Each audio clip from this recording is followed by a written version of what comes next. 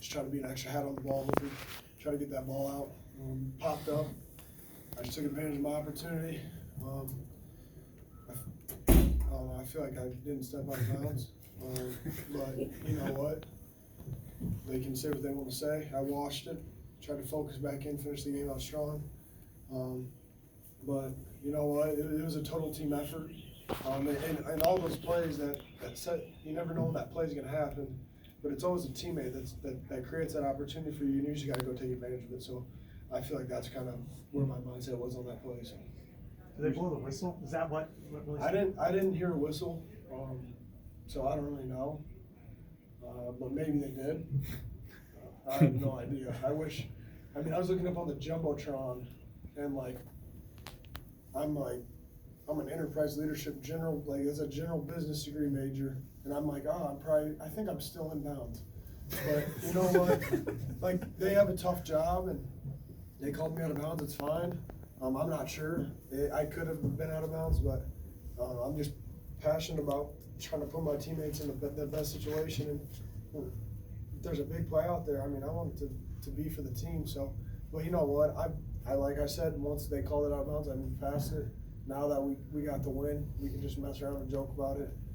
But right now, I'm just gonna go see my family, and then just get ready to move on to the next one. So. Ibrahim is pounding all day, but you get the one big play on him. What was the mindset at that point in the game? Just keep fighting every single snap. They were pounding, talented run back, talented offensive line. We're not going to give up ever. So we just kept going, and that opportunity presented myself, and I just tried to put the hat on the ball.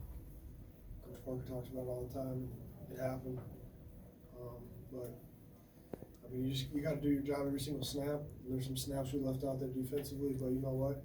We brought Floyd home for another year as a senior.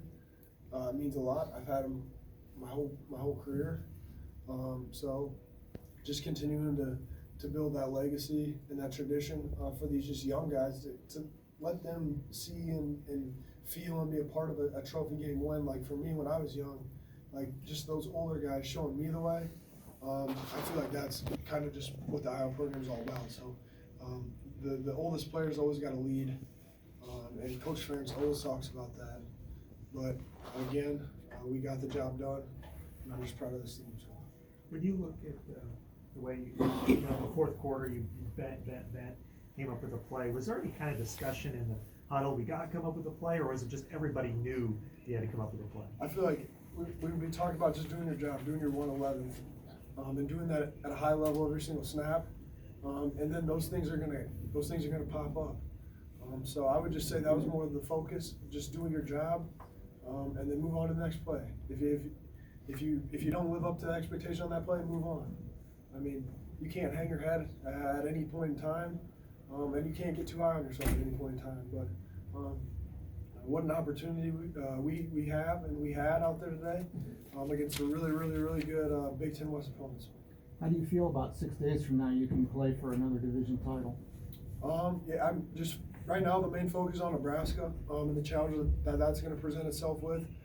So we're just going to go out there, let it rip, let the chips fall where they're going to fall. And right now, I'm not really focused on that. I'm focused on the Cornhuskers. So. The interception play, were you surprised they passed the ball? Did you recognize what they were doing there? I don't know. I think they might have ran some play action, they pulled me up and they got to dump the ball out quick, and I was just running the ball and it popped up. And then I just tried to score. I just tried to put points on the board for my team. And just Coach Parker always talks about the importance of scoring when you get the ball and you go make a play. And that's what I was trying to do to the best of my ability. And I'll stop talking about that. Jack, what did you see on the fumble there? Fumble? I don't know. I just went and tried to hit him as hard as I could. And obviously, I might have got the ball a little bit. But I mean, again, just go to the ball. The ball's not going to find you. You have to go one to get to the ball. And when you get around the ball, and you put your hat on the ball or the pad, good things will happen. What's in your mind in a moment like that before it happens? do you feel any cold, any fatigue, anything? Oh no, gosh, I'm not cold. Once I'm on the field, like I'm locked in on my job. I mean, it was cold out. Like when I come off the field, then I'll sit on the heated bench. I'm not gonna act like I stood up the whole game with no coat on. But like when I get on the field, like there's nothing more important in my whole entire life than to go out there and perform at the highest level and be the best linebacker I can be. So full focus on that. Focus on putting my guys in the best position possible. So I'm just excited to get back to the tape, review, and move on. We talked to Coach Parker this week, and he said he felt really good about the preparation. He described the practices as violent from the defensive side. How would you characterize how your unit prepared for this week? I would just say, I mean, I don't know how many teams in the country probably practice like us, but it's full go when you step on that field. And our scout team players sometimes they give us a better look than the team. I'm not saying that was Minnesota or anything or anyone else, but like our scout team guys just do a tremendous job of competing at a high level and knowing like they're going to get hit. So they're going to try to do their best to break a tackle and keep going or make a good catch and get yards after catch. Like they're not going to give up, and that's what kind of breeds that competitiveness, I'd say. And then I mean, position coaches, they just expect you guys to go out there and do your job.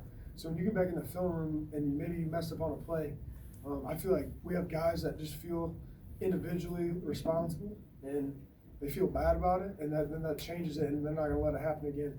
But I would just say the reason we have these physical practices is just because it's Iowa football, and like that's who we are. So.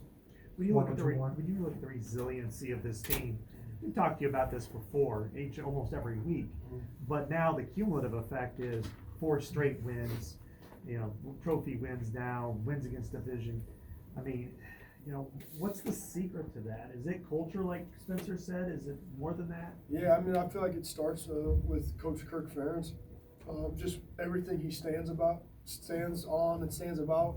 What a great human being he is, first and foremost, and then a great football coach. And I feel like nowadays, like they just try to, some coaches and some other like professions, careers, they try to deviate and do fancy stuff. Coach Ferentz just does the simple, basic stuff, and he lets us know. And then if you buy into doing just the little things every day consistently, it's going to add up. You might not see it. You might not see it day 1. You might not see it day 43, but you might see it on day 122. And I'm doing the same exact thing right. And that's kind of where I feel like this push through has happened. Again, not everything's pretty, but I mean, I'm just so proud of our guys to go out there, and no one really ever believes in us, so just keep doing it. Okay, thanks, Jack. Thanks.